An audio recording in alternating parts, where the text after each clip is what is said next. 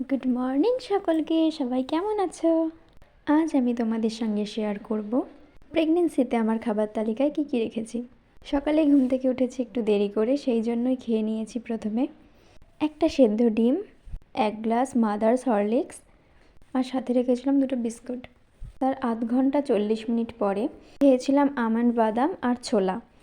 এই সময় ছোলাটা একদমই আমি খেতে পারি না, তাও চেষ্টা করি খাওয়ার। সকালে খেয়েছিলাম টমেটো ভাজি, এটা কাঁচা টমেটো, সঙ্গে ছিল ধনেপাতার বড়া, ছিল লাল শাক ভাজি, আর ছিল রসুন ভাজা। তারপরেই নিয়ে নিয়েছিলাম একটা মেডিসিন, এটা ক্যালসিয়াম ট্যাবলেট। এই ট্যাবলেটটা আমি 4 মাস থেকে খাচ্ছি।